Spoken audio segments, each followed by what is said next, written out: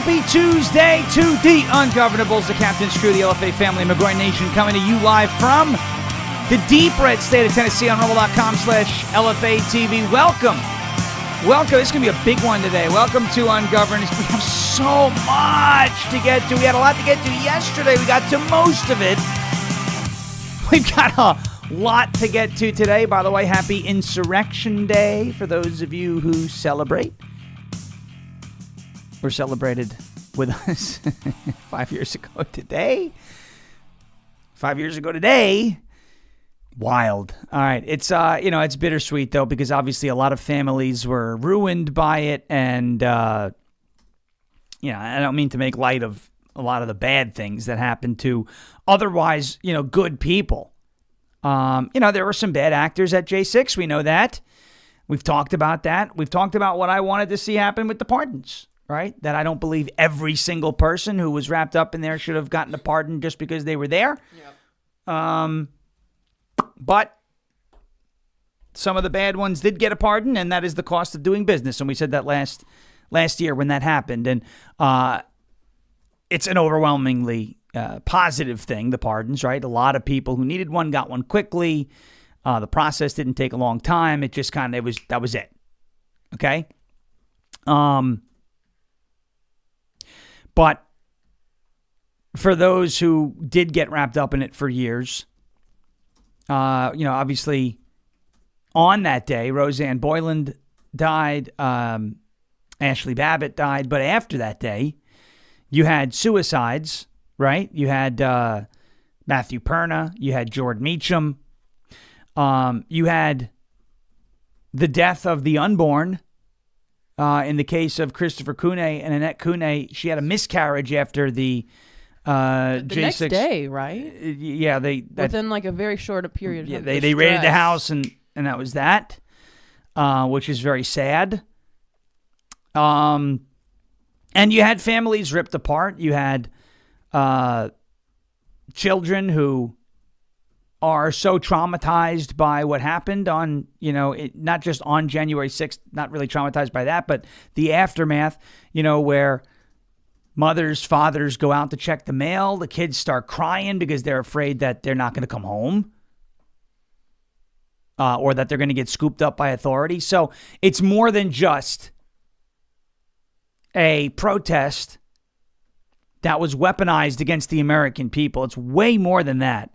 And so, I just want to be clear. When I say, happy Insurrection Day, we're mocking the left for how they characterize it. But it's also one of those things, knowing what we know, knowing who we've met, and how many people were dragged through the mud in the aftermath of January 6th.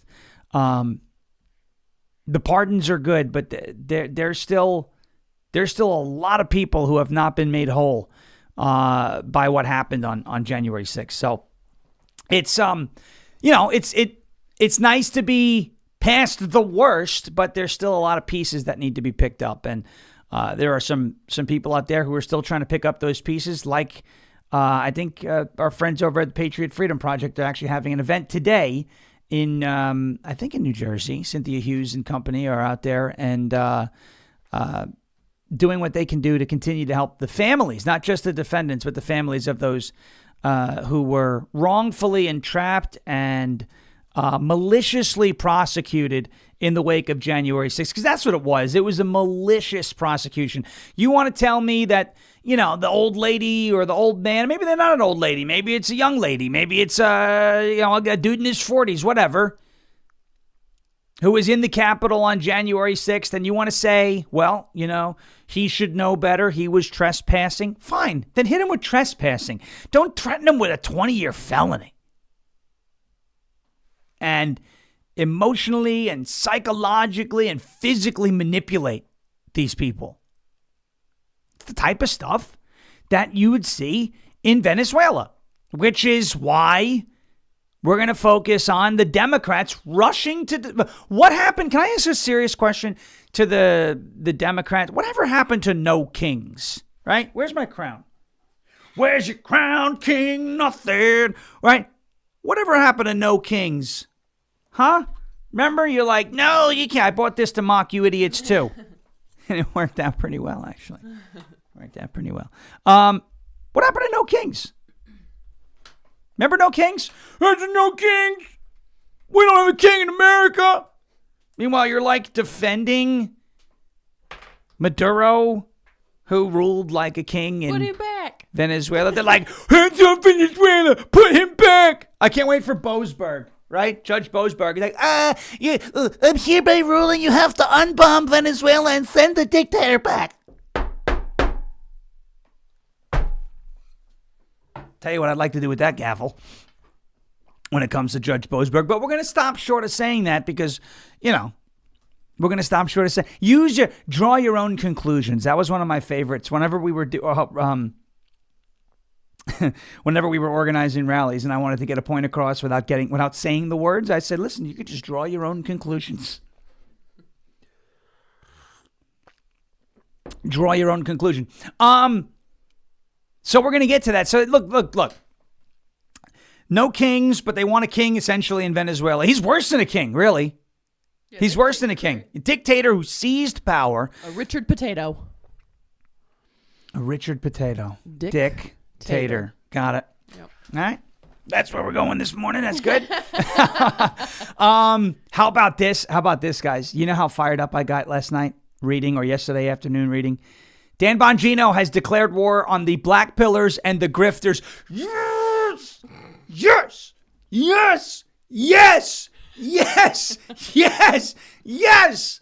Oh my goodness. That's the old... You're not excited, are you? Daniel Bryan, yes movement. I can't tell. Islanders score a goal. Yes movement. Yes! Okay? Because we have been fighting that war against the black pillars and the grifters since, really, last January. Now, Dan had a little bit of a more important job, so he couldn't focus. I am so happy to see that those idiots are being put in the crosshairs. They're idiots, okay? And this is it.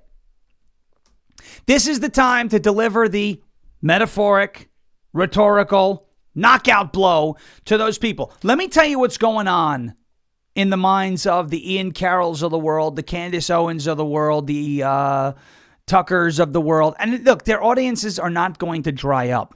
But the amount of attention that they're getting, which they love, this is a drug to... Let me explain something to you.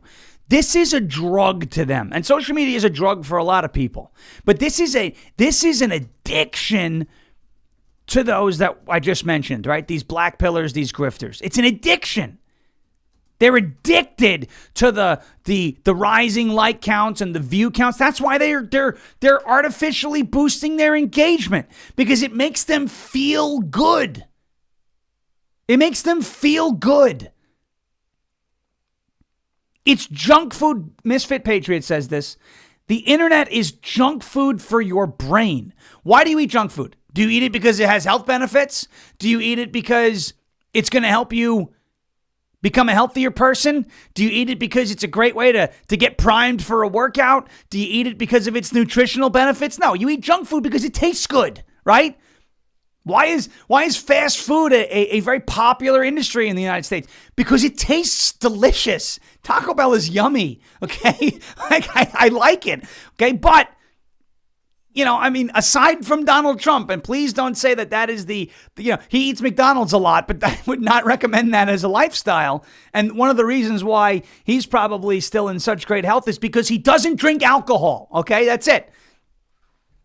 But this social media game that these people are playing, it's a drug to them. It's a drug. It's virtual heroin. When they see 10,000 likes an hour, they get really, really excited about it. Don't get me wrong. I like when posts of mine go viral too, but whether one does or doesn't has no impact on the rest of my day.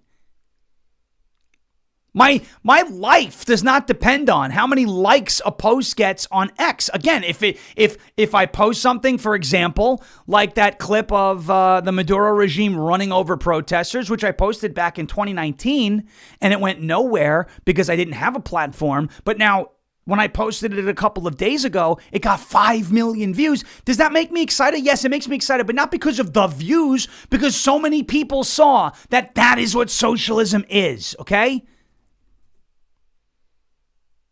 The grifters and the black pillars, guys, they understand that the top dog is coming back. They rose to power. They rose to prominence. They soaked up the attention when a void was left. The number one podcast in the world was the Dan Bongino Show. He went to work for the FBI. Not only did they get wild while he was gone, but they start taking shots at him knowing he can't defend himself. They know that's done. They know that's over. He posted that his show is coming back soon. He'll have a date, I guess, when he's ready to announce a date. But guys, they know that their run is over. Their run at the level that they're at now. They're always going to have a cult-like following. Ian Carroll is always going to have a cult-like following. Candace Owens is always going to have a cult-like. They're not going to be gone completely. But here's the thing that they know is coming. And this is why the extinction burst is on the way. Okay? They know that the top dog is about to get back behind his microphone, get back in front of his camera, and be the top dog again, which is going to essentially shove them further down the charts. That's gonna impact the dopamine, right? The fix. They're gonna start. How do I get more likes on this freaking post? Dan Bongino, damn it! That's what you're gonna see. And so what's going to happen until that happens is you're going to watch the extinction burst take place. This is the person who did not get their chips out of the vending machine and started beating the hell out of it, right? But it's even worse than that. They don't realize that the vending machine's not even on anymore. Someone unplugged it. You stuck $1 into a vending machine that isn't even in service. They know that their days of immense prominence are over. They're always going to have a following, whatever, congratulations. But they know that their days are over. They know that it's limited. And I, for one, am very happy because, listen, I am extremely grateful for the platform that I've been given and been able to grow, especially right here on LFA TV. But let's call spades spades, right? I don't have as big a platform as Dan Bongino, and we have needed somebody with the reach of a Dan Bongino to push this forward. And that's what it looks like is going to happen.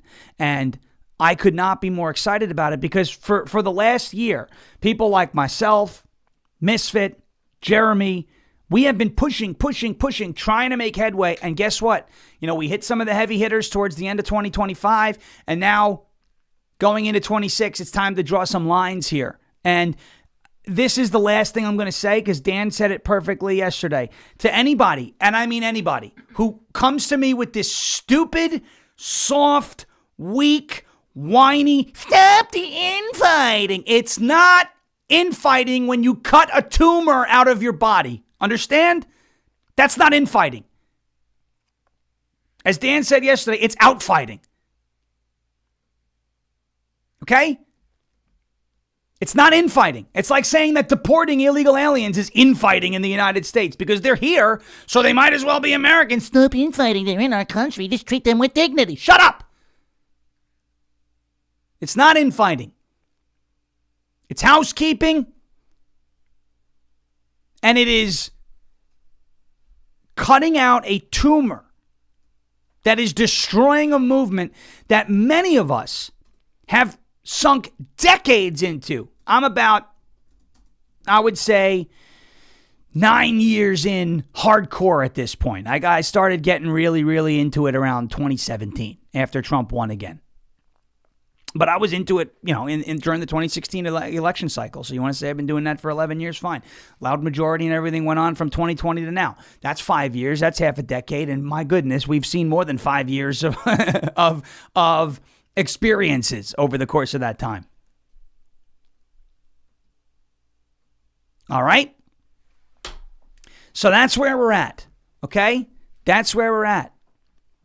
It's not infighting, it's outfighting.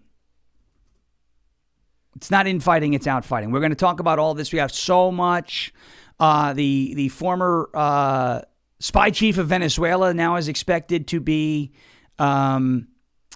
a star witness in the Maduro trial, so we'll get to that. We'll show you Chuck Schumer changing his position. He's doing like the hokey pokey. You get your left foot in, take your left foot out, left foot in, and you shake it all about. Right, there it is. We have so much. So we're going to get to that right now. Before we do that, I want to get to a word from our friends at OFP Farms. It's OFPFarms.com, OFPFarms.com, Oscar Foxtrot, PapaFarms.com. Ladies and gentlemen, it's a beautiful clearance day at OFP Farms. OFP Farms is making room for new seasonal products by clearing out their shelves with many items already discounted. You can enjoy savings of up to 50% off by using your code Sean at checkout at OFPFarms.com. Take advantage of that up to 50% discount. Again, everybody in this chat loves OFP Farms products because why wouldn't you? It's good stuff. It is made with TLC. Tender love and care. And now you can get that TLC for up to 50% off. So that's OFPFarms.com, OFPFarms.com, OFPFarms.com. Promo code SHAWN for up to 50% off. Just again, go to OFP. It's Oscar Foxtrot, PapaFarms.com, OFPFarms.com. Promo code SHAWN for up to 50% off. All right, next up, a word from our friends at Silent, SLNT.com, SLNT.com. Silence the chaos. Folks, your phone is a tracking device between government agencies, big tech, corporate data brokers, even cyber criminals. They are all looking for a piece of your data and your digital footprint. And some of them don't even ask. They just go on and take it, folks. They just go on and take it. Silent makes Faraday gear that blocks all wireless signals, including cellular, Wi-Fi, Bluetooth, GPS, RFID, and near-field communications. No signal means no tracking, no remote access, and no breadcrumbs. This is the same technology that is trusted by special ops teams worldwide, used to block signals, avoid surveillance, and secure communications wherever the mission leads. And right now it is available to you to protect your family, protect your freedom, and secure your digital footprint. All you got to do is drop your phone in a silent Faraday sleeve, and it is off the grid, completely silent and invisible to the outside world. From their backpacks to their sleeves to their crossbody, Silent's patented technology gives you control of your privacy. Just visit slnt.com/Sean to get 15% off and free shipping on qualifying orders. That is Silent, slnt.com/Sean. Protect your rights, secure your data, and stay one step ahead. Silent.com, slnt.com. Silence the chaos and go silent today. All right, here we go. Let's dive right in to the Democrats. They're lining up. Remember, no kings. Hands off Venezuela. Put Maduro back. Free Maduro. All I hear from people like Zohran Mamdani is, we have to treat people with dignity. Dignity? Is that what you think Nicolas Maduro did in Venezuela? You think he treated people with dignity? He ran them over in the streets. Well, I want to show you something. So, Mazemore on X, he's amazing. Pun intended. Mazemore, amazing. Okay? And follow him. MAZEMOORE. He found this clip. He dug it up. He found this clip of Chuck Schumer back in 2019 whining the Maduro regime should be toppled, right? This was Schumer in the Senate talking about how disappointed he was that Trump and the Trump administration, the first term, did not topple the Maduro regime after they stole the election from opposition leader Juan Guaido. Watch this. He brags about all these things he wants to do or is doing, but his actions belie his words. Maybe the best metaphor was his claim to bring democracy to Venezuela. There was a big policy there. It flopped. If the policy was working, Juan Guaido wouldn't be in the balcony here. He'd be in Venezuela. He'd be sitting in the president's palace, or at least waging a fight to win. He's here. And the president brags about his Venezuela policy? Give us a break. He hasn't brought an end to the Maduro regime. The Maduro regime is more powerful today and more entrenched today than it was when the president began. Okay, so now, based on Chuck Schumer's comments from 2019, he would be very happy that Maduro, not as the regime just been toppled, but when we went in there, we scooped him up. He was wearing Hello Kitty pajamas, remember that? And he's a fat cat. You look at Maduro, he's a fat cat. That's a big guy. We went in there, we scooped him up. He's going to stand trial in the United States. So you saw Chuck Schumer saying, hey, Donald Trump did not do enough to topple the Maduro regime. He sounds like Roz from Monsters, Inc. Rashida Tlaib looks like Roz from Monsters, Inc. Where's your paperwork, Wazowski? Always watching you, Wazowski. Okay? And Schumer sounds like Roz from Monsters, Inc. It's like if you stuck Schumer behind Rashida Tlaib, and the size of Rashida Tlaib could absolutely eclipse Chuck Schumer, you could really put on like a live-action Monsters, Inc. film, at least when you're trying to cast Roz. It's kind of like how David Prowse was Darth Vader, but James Earl Jones was the voice. Same thing. So you would think Chuck Schumer would be happy that we removed Maduro from power, and not just because we felt like it. We removed him from power because there was legal justification and indictment to bring him into the United States to stand trial for charges of a narco-terrorism conspiracy and a cocaine conspiracy. Not just for that. We didn't just go in there and grab Maduro because we felt like it. There was legal precedent with the Noriega decision when we did very similar things in Panama in the 90s. Panama. Okay. No, we don't need Van Halen right now. But here's Schumer now singing a completely different. So in 2019, Donald Trump did not topple the Maduro regime. And Schumer was like, this is a failure. Give us a break. And now he's on the mainstream media bitching and moaning about how Donald Trump just toppled the Maduro regime. What is wrong with this guy? Senator, thank you for joining us this morning. Let me just start out. Do you think it's a good thing that Maduro has been removed from office? Look, Maduro's a horrible, horrible person. But you don't treat lawlessness with other lawlessness, and that's what's happened here. The American people this morning, George, are scratching their heads in wonderment and in fear of what the president has proposed. The United States will run Venezuela. We have learned through the years when America tries to do regime change and nation building in this way, the American people pay the price in both blood and in dollars. You heard Secretary. Okay. All right. But you called for this 7 years ago, Chuck. Are you serious? Now, I will say this. I don't like nation building. I don't think it should be a hobby of the United States of America. However, there's a big however. They're in our hemisphere. They are displacing millions of people out of Venezuela. Some of them come into our country. Maduro, it's been alleged anyway, sent Tren de Aragua to our country. Tren de Aragua, which took over apartment complexes and murdered Laken Riley and murdered Jocelyn Nungare and countless other people who've been negatively impacted, and that's putting it nicely, by TDA in this country. Not to mention the drugs. Okay, fentanyl, the majority of it comes through China and it goes through Mexico. So what? All of a sudden, cocaine is not a dangerous drug anymore? What, you mean to tell me that importing cocaine into the United States en masse, the way Maduro has done it, is just fine because it's not as bad as fentanyl? Is that the argument here? So we're now going to just excuse the fact that this guy propped up his whole lifestyle by getting Americans hooked on coke. That's what we're doing. And there have been tens of thousands of cocaine-related deaths and cocaine overdoses over the last couple of years. Well, you may say, well, that's because they got a hot batch and it was laced with fentanyl. They wouldn't have died if it was just cocaine. You don't know that, Doc.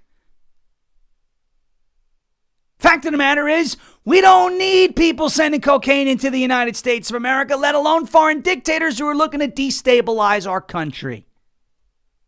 All this talk about foreign influence in the United States, Bibi Netanyahu. I don't see Bibi Netanyahu sending cocaine in the United States. Now, I could be wrong, but I don't think he's doing that. Well, son, you just don't know about the USS Liberty. Oh, my gosh. You know, to all you people who, no matter what happens, no matter what, I could be talking about football. And you're like, yeah, Israel. And I'm like, if you have to bring up Israel every time you have a diagnosable mental disorder, and I feel bad for you, you need the small room, big needle, long nap treatment. Because why is that always the first thing? Well, because they're the biggest. They're lobbying our country. Yeah, I know. Israel's the only one lobbying the country. You know, Bibi is probably going to start singing that song by Aaron Lewis. I'm not the only one. Because everyone thinks Israel's the only one who lobbies in the United States. As if China doesn't do it. As if Japan doesn't do it. As if AAPAC, which is the Arab American PAC, doesn't do it. Everyone, look, I'm all for it. Get rid of all lobbying and PACs and money in politics. I think it would make it a much more honest business, sure. But my goodness, to the people who, no matter what happens, they're like, Israel. Okay, all right. All right, thanks. Thank you. You showed me your ass and you're mentally ill. Mentally ill. You have a mental illness. You know, I never thought I'd say this. You know who doesn't have a mental illness? John Mother-loving Fetterman. He has been outstanding. How about John Fetterman calling out Chuck Schumer? That shows you that Chuck Schumer does not have power in this party. John Fetterman was on CNN, one of the mainstream media networks. Maybe it was Fox. I don't know. He was calling out, I forget, I had the clip right here. He was calling out Schumer and the Democrats for their just absurd messaging on Maduro. And this lines up with something we talked about 2 weeks ago, where we said, 60% of Americans polled and a majority of Republicans and independents want Democrats to take a wait-and-see approach on what Donald Trump wants to do versus just blindly opposing him. Listen and watch John Fetterman basically saying, guys, this is ridiculous. Everything Trump does is bad. We removed this awful person from power, not because we felt like it, because there was an indictment on him for a drug trafficking conspiracy. And there's precedent for doing this. And you guys are upset with this? Free Maduro? What? Watch this. I don't know why we can't just acknowledge that it's been a good thing what's happened. I mean, I've seen the speeches from whether it's Leader Schumer or kinds of past tweets from President Biden. We all wanted this man gone, and now he is gone. I think we should really appreciate exactly what happened here. Now, remember, we all Democrats years ago wanted to eliminate him, and why have a bounty of $25 million if we didn't want him gone? Why would you do these things if you weren't willing to actually do something other than harsh language? Let's remember, 8 million Venezuelans were displaced and mass chaos.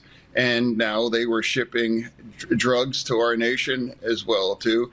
So for me, it's like, why as a Democrat, we can't just acknowledge that it was successful? Because they can't, John.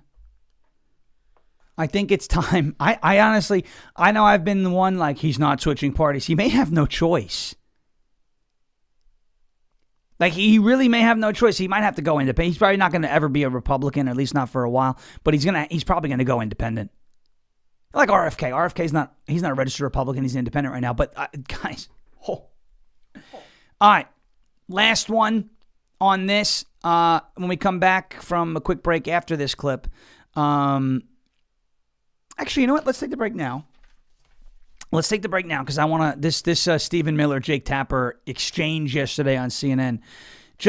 I want it injected into my body. Talk about doing drugs. Give me that needle of the Stephen Miller, Jake Tapper exchange and just right here. Inject it into my veins. I love this energy. We'll get to that in just a second. Before we do that, let's get to a word from our friends at goldencrestmetals.com/LFA. Hey everybody, Jeremy Harrell here. Look, I want to talk to you a little bit about gold and silver. When I was a kid, I always wondered what Fort Knox must look like. And when I was a kid, I always envisioned that when you would walk into Fort Knox, you would see just gold everywhere, literally raining gold, kind of like what you see behind me right now. Unfortunately, as a grown-up, I don't have that kind of imagination anymore, and I don't even have that much trust that Fort Knox has the 5,000 tons of gold that we're supposed to have there. Meaning that decades ago, we went off the gold standard in this country, which took the value of our dollar down to just mere pennies. And since our federal government doesn't want to go back to a gold standard currency, then it's time to us to take matters into our own hands. Have you ever thought about buying gold and silver? Have you ever thought about taking portions of your IRA or your 401k or your nest egg or your savings and putting it into gold and silver, either all or a portion of it? Have you ever wanted to purchase silver like this in bullion or premium? I know I do. And I know I wanted to take matters back into my own hands, which is why I have worked with Golden Crest Metals to do that. GoldenCrestMetals.com/LFA is going to be your go-to, absolutely transparent and trusted partner. Now, you can go to that website or you can call 888-308-4202. And what the good thing about this is they're going to guide you.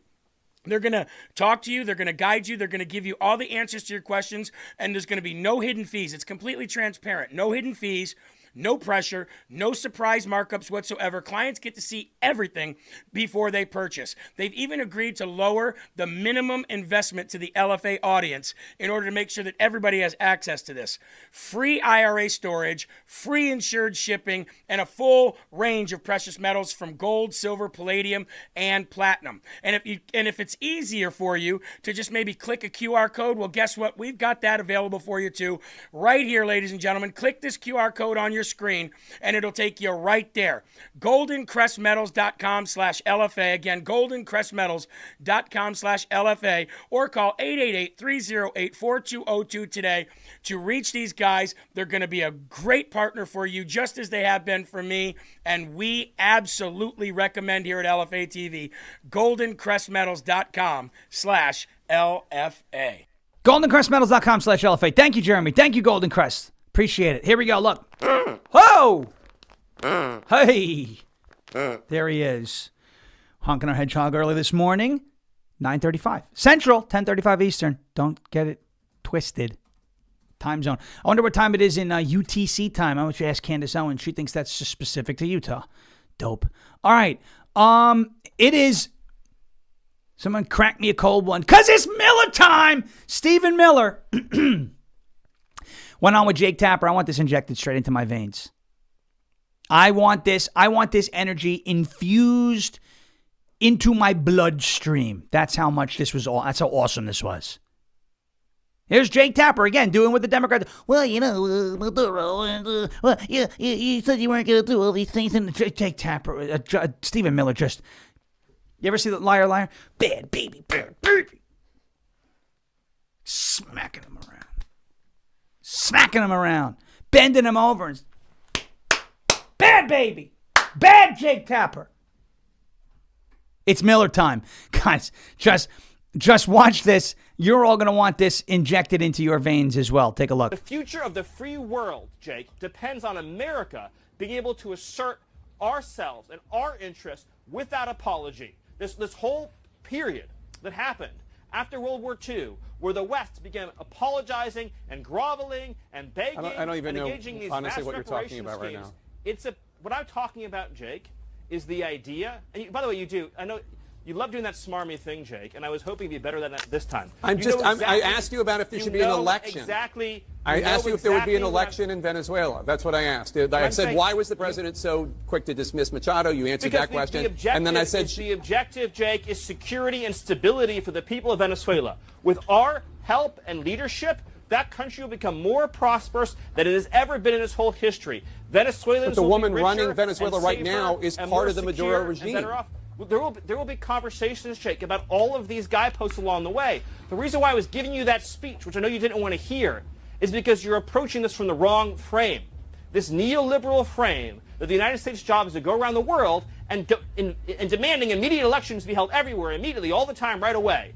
to create these vacuums. That's not what I think, but you invaded the country. We went into the country and we seized the leader of Venezuela. Damn straight we did. And I'm saying, we're not going to let. So is the U.S. going to have new elections? Jake, is that we're not going to let Tin Pot communist dictators send rapists into our country, send drugs into our country, send weapons into our country. Okay. And we're not going to let a country fall into the hands of our adversaries. The future of Venezuela, working with America, is going to be so bright and so incredible and so positive, and we'll have a conversation about everything that you raised. But the priority right now, as the president has made clear, is a judicious, thoughtful, careful transition process to secure a great future for Venezuela and to secure a great future for America. All right. So let's just take a moment and just acknowledge, Jake, that what we've witnessed under President Trump's leadership this last week is one of the greatest foreign policy and military victories this country has ever had.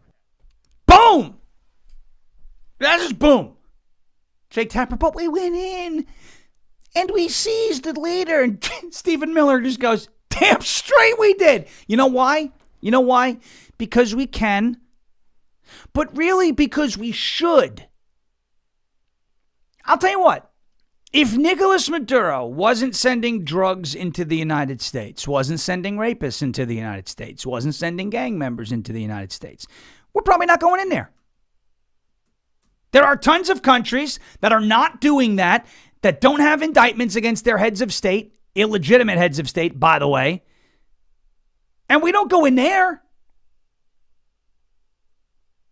Maduro sent in terrorists and people that came into our country that killed people, raped people, poisoned people.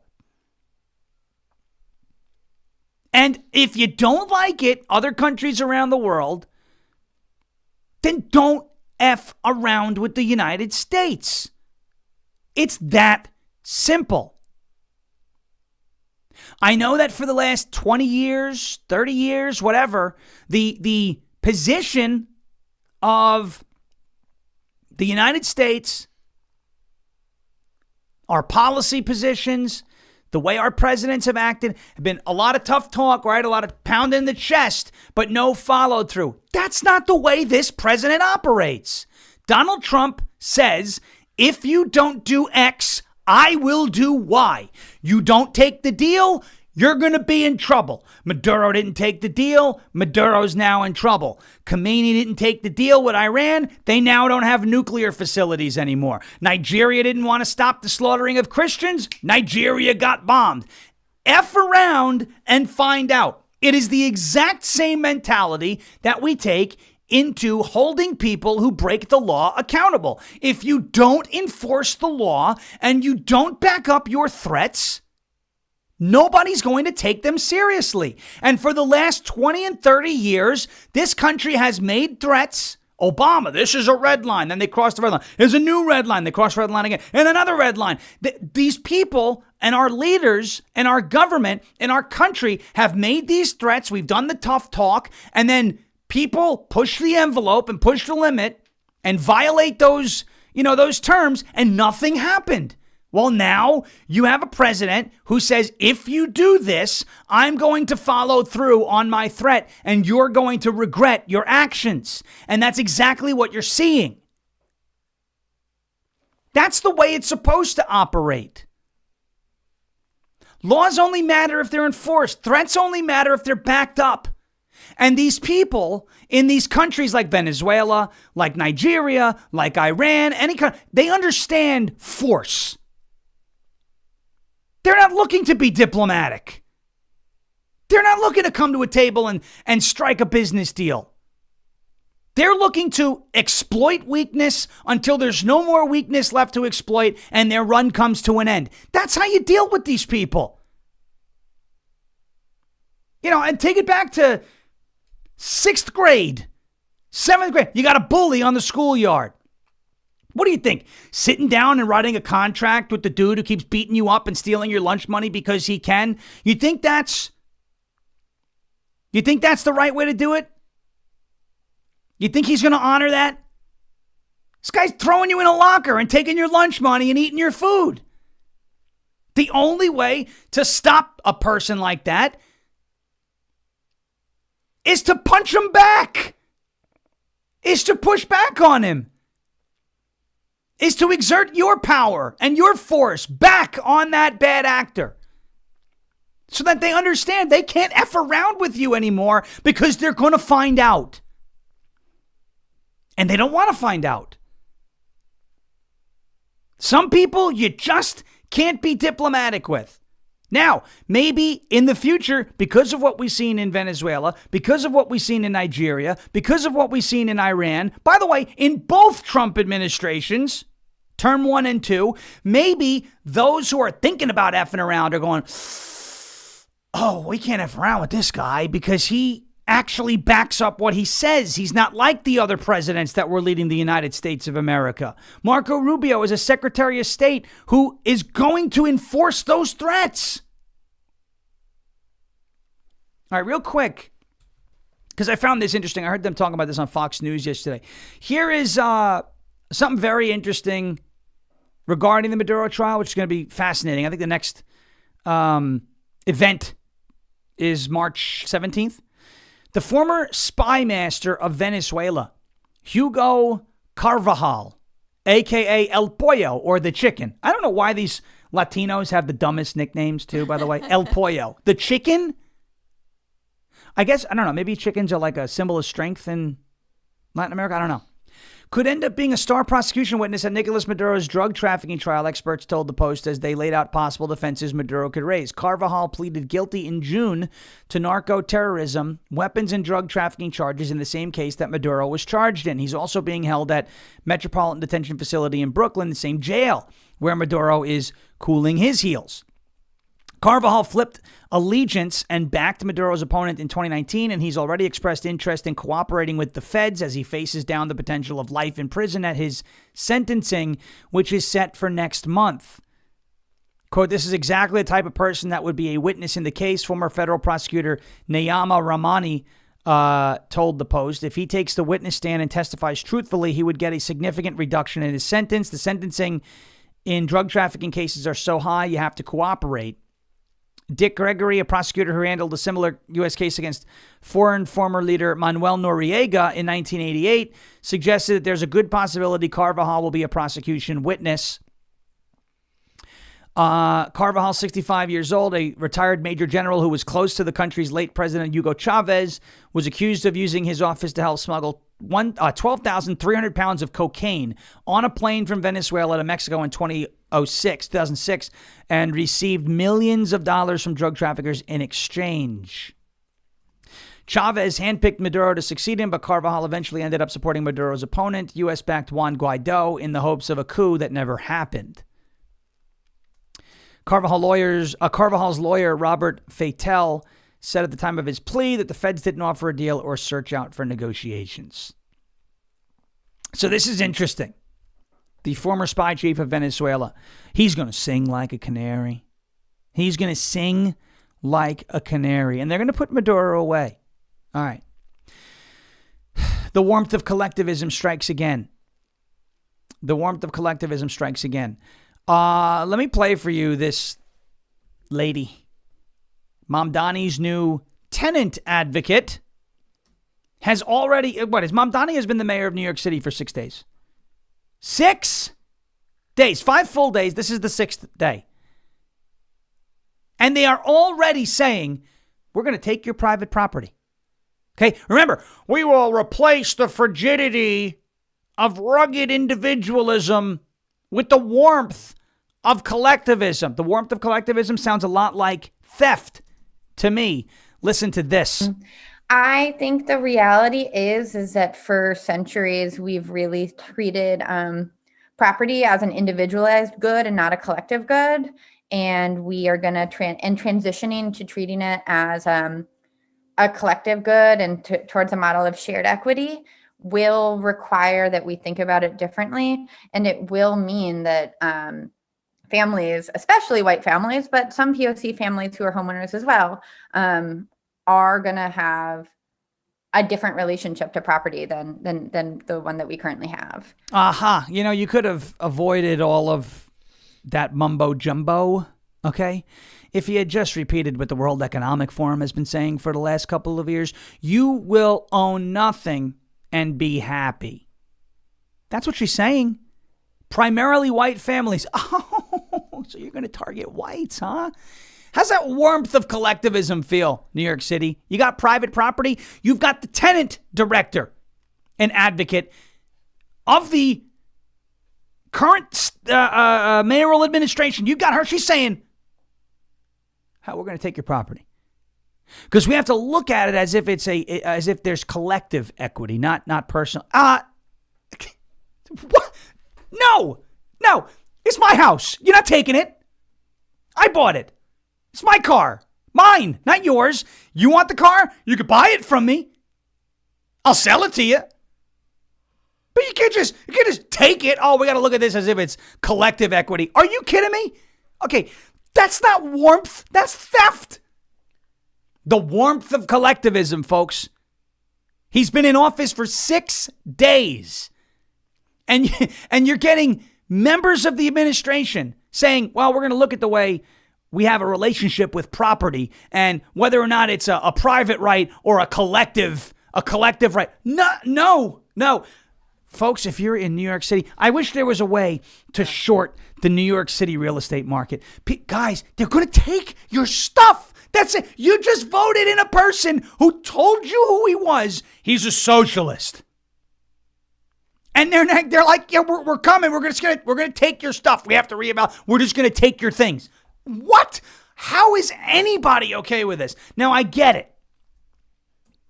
I get it from the standpoint of the have-nots, where they're like, yeah, take those people's things and give it to us. Do you realize that it's not going to be your things either? You're not getting those things. And what do you think? That they're going to steal a house, a penthouse, some sort of property from a rich person and give it to you? No, it's going to be a collective thing. You're going to wind up with communes. It's going to look like Cuba. That's not warmth. That's theft. Why the hell? So you mean to tell me that if you, let's say in New York City, you are an aspiring actor, actress, performer on Broadway, influencer, whatever. And you overnight, you become successful. Something goes viral. People discover you. You wind up, on getting offers from different shows, and you start carving out a very lucrative career. And now you have the ability to purchase property or a home or something in New York City. Do you really believe Zohran Mamdani deserves to have the authorization, the authority to just take that from you because this is about the warmth of collectivism now? Do you understand how bad things are about to get in New York City? I don't think you do. I don't think you do. All right. Quick word from Armor Colostrum. Our friends over at Armor Colostrum. And then I got to play for you. This is how socialists think. Brandy Cruz, her podcast. She had this Democratic Socialists of America guy on. And she said, can you cite an example where socialism worked? And the response that he gave is going to make you go, oh my goodness, these people walk among us. And that is why we need to be focused on winning the midterms, because if we don't, they're not the fringe on the left anymore. They're not the fringe of the Democrat Party. That is the Democrat Party. And they're not hiding it anymore. Remember, years ago, people were like, oh, I'm not a socialist. I'm a Democrat, and I just believe in equity. Mamdani was like, I'm a socialist. The new mayor of Seattle, I'm a socialist. The DSA, they're like, we're openly social. They're not trying to hide it anymore. Can we please believe these people when they tell us who they are? Quick word from our friends over at Armor Colostrum. It's tryarmor.com/LFA TV, TRYARMRA.com/LFA TV. Folks, I'm always on the lookout for ways to strengthen my immunity and gut health, improve my fitness and metabolism, and enhance my skin and hair radiance. That is what Armor Colostrum can do for you and more. Colostrum is the first nutrition we receive in life and contains all the essential nutrients our bodies need in order to thrive. Can help reactivate your hair growth, help your skin glow. I have noticed my skin looks a lot better with when I've started taking colostrum. Can help fortify your gut health and ignite your metabolism. Absolutely. It also helps fuel your fitness, performance, and recovery. Check it out at tryarmor.com/LFATV. That's TRYARMRA.com/LFATV for, you saw the pop-up there, up to 30% off of your first order. That's TRYARMRA.com/LFATV, tryarmra.com/LFATV. All right. Here it is. Brandy Cruz, this is the Undivided podcast. She had a Democrat socialist on. This is a great example. They think, because they're not living in it, they think it's great. And they cite stupid statistics to go, look, it's working here. This is out of control. Watch and listen to this. I want you to give me one example of socialism you think working well somewhere. A good example of socialism working well somewhere, this is a really, really cool question. I think of Cuba in particular, very, very high literacy rate, number one. Number two, extremely strong commitment to public health. So much so that when there are other ailments that are happening throughout the hemisphere, there's oftentimes Cuban doctors that you will see on the front lines of public health administration, their commitment to education. And we look at the fact that we make some of our largest expenditures in healthcare, which is run a lot of ways along a privatized model in this country. And we don't get the outcomes that this small country has been getting for decades. So that's one example that I can think of that would resonate with pretty much anybody in our state who cares about education or healthcare. Would you disagree with that? People flee on makeshift rafts and die in the ocean to flee Cuba for the United States. Yeah, and I think that is something that absolutely we have to be sensitive to, but you asked me about institutions that are working really, really well. I asked you about places socialism is working, and you chose a country that people will risk their lives to flee from to this country. There's a reason for that, Sean. This man's an elected representative. So Cuba is where socialism works because people can read? They have a high literacy rate. Okay, let's take a look at what they live. How much food do they have? How much money do they have? How much freedom do they have? But they can read. Come on, guys. He's an elected representative.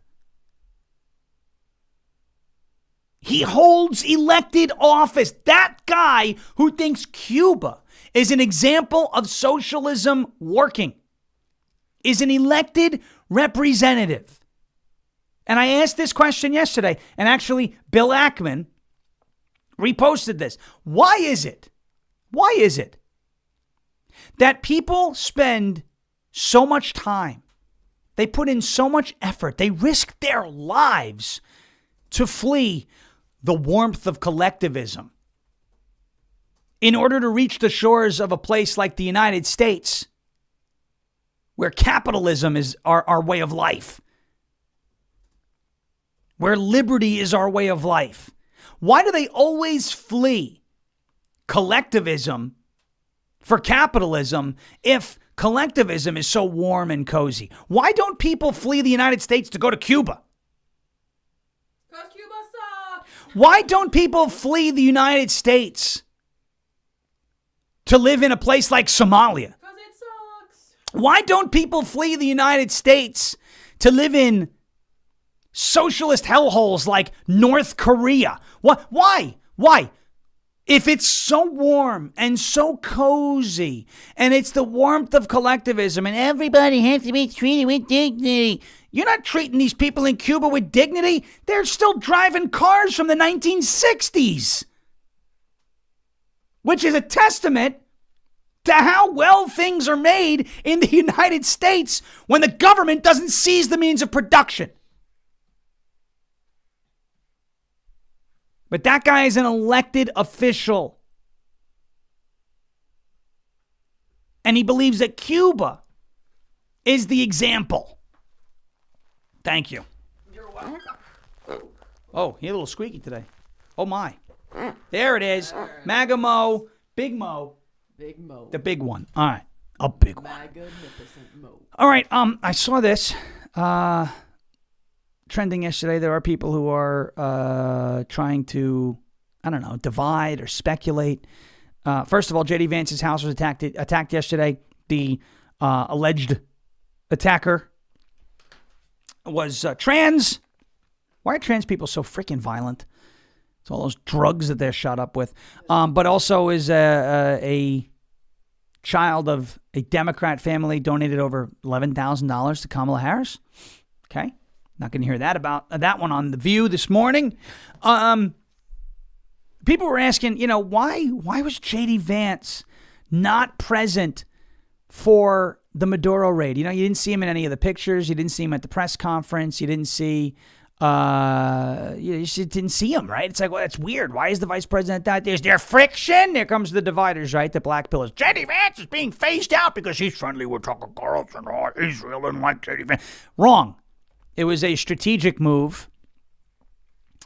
Vance was kept away because the administration was becoming uneasy about having both men in the exact location given the security conditions. It was a designated survivor scenario. Vance was involved with the raid. Vice President Vance, this is from Mary Margaret Olahan. She's very good, very reliable. Vice President Vance was deeply integrated in the process and planning of the Venezuela strikes and Maduro's arrest. He joined several late-night meetings via secure video conference with national security principals leading up to the operation. Due to the increased security concerns, the administration aimed to limit the frequency and duration of the vice president and president being co-located away from the White House. What they were saying is, here, they said the vice president briefly met with President Trump at the Trump Golf Club in West Palm Beach during the day Friday, discussed the strikes. The VP was not at Mar-a-Lago on Friday night as the national security team was concerned that a late-night motorcade movement by the VP while the operation was getting underway may tip off the Venezuelans. So it was a strategic thing. We don't need to attribute a motive for that. Okay? And that's on that. Because I don't feel very good right now. Yeah. That's going to be the Clover sighting. This is the Clover sighting. Speaks Brennan's not ornament. feeling very well. I Speaks would go ornament. get her, but I don't feel good. Clover's butt ornament. This is the ornament we got from Speak Well, Well, Well. Yeah. What do we have here? It's Clover's tush. It's Clover's tush when she booty bombed us on Locals. Remember that? Yeah. That was it. All right. Brendan's not feeling well. Hopefully it's a short lived. We better not get the flu again. No, I think it's just the air pressure. Air pressure. Making my head hurt really bad. Got it. Well, everybody send your well wishes to Brennan. We hope she feels better, and I certainly hope so too. And we hope it's not the flu. Jeremy Harrell coming up next here on rumble.com/LFA TV. Hit that thumbs up button before you leave. As President Trump says, we will never give up, we will never give in, and we will never ever surrender. And if all else fails, we'll just become ungovernable. Thank you. God bless you. God bless this one nation under God, indivisible, with liberty and justice for all. Jeremy Harrell up next. Subscribe to our audio podcast. It's blowing up on the audio charts.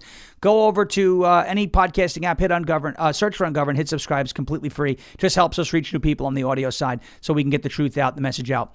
We got to win these midterms. We got to defeat the socialists. Have a great rest of your Tuesday. We're back tomorrow, same time, same place, rumble.com/LFA TV, 10 a.m. Eastern time. Until then, bang gavel. Good night, everybody, and thank you for your attention to this matter. Jeremy Harrell up next.